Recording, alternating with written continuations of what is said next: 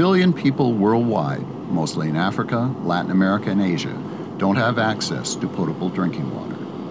On a small farm in northern Idaho, a remarkable man is doing something about that. His name is Gary Mitchell. When people have water, everything changes. I mean, just looking down the street changes. You know, there's a few flowers planted around. The kids are going to school. They aren't packing water all day. It just improves everything. You know, so. Well, that's what it was so exhilarating to watch on the video, because here you have in Africa or in Bolivia some very poor people coming together, and in a very short time, with almost nothing, just $100 or so of materials, they are drilling. To me, it was so amazing at how simple the drilling apparatus and everything was, and digging the hole and the way the water flows and everything. To me, that was just ingenious.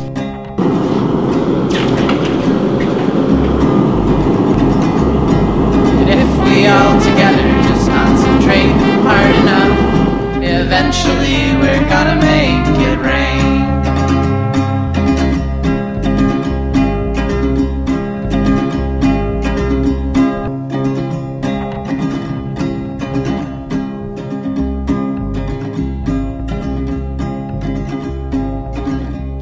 Outside it's hot and sticky. Like many others in this field, Gary started out with the traditional large mechanical drilling machines, which are very expensive, costly to operate, and too cumbersome to reach many of the areas most in need. I said, Patty, I said, I'm kind of at a loss here now. I've got this rig sitting in my shop. So I put out feelers to all these people that I had met in the water, and this one guy's name kept popping up in Nakuru, Kenya. And so I thought, well, this must be the guy. And so I contacted him.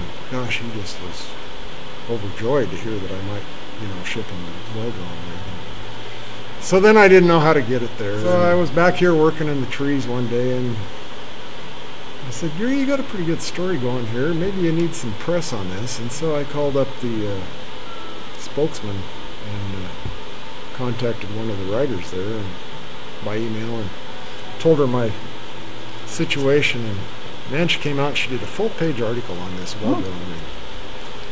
And man, the telephone just started ringing off the hook. I mean, it was amazing. And this guy calls me up and he says, hey, I think I can get that drill rig over there for you.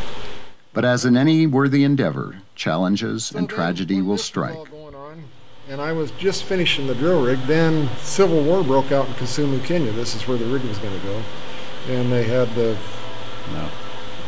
they were hacking each other up with machetes. And it turned into a war zone. And I found out the guy that was going to get it was crooked. And so I decided, well, it's not going to go there. And my daughter got real sick, and we lost her to brain cancer. And so there was a period there that, not a lot of other things. But she was always so tickled that I went to do missionary work. But like all great men, Gary Mitchell made triumph of tragedy. He discovered Water for All, a Christian ministry that has developed a unique, low-tech, cooperative, and inexpensive model for drilling wells. At the same time, this friend from this water ministry out of California contacted me and said, hey, there's this guy in Texas that's a missionary in Bolivia, and I just saw him drill a well using this hand method that you have to see. She says, you have to go to they're going to have their first course in Texas coming up. And I said, okay, I'll go. And so I went down there, and man, I captured the vision just instantly, because I knew even a whole village couldn't afford to get a well drilled by that rig I shipped over there. They just couldn't do it. There was no way. And so when I saw this, I just saw, this is it. This is the answer. But the Water for All's vision is to have some young guy, go and stay in the country and train people how to work and be there to help keep the movement going, because it loses steam if you just go teach a group and they get their wells and, well, and how they use the water is super effective. And then the missiology side of it, as well. And they've got old pictures of Bolivia, where Terry was in Bolivia, the way it was when he first lived there and the way it is now. And when people have water, everything changes. I mean, just looking down the street changes. This is Bill Jasper with The New American.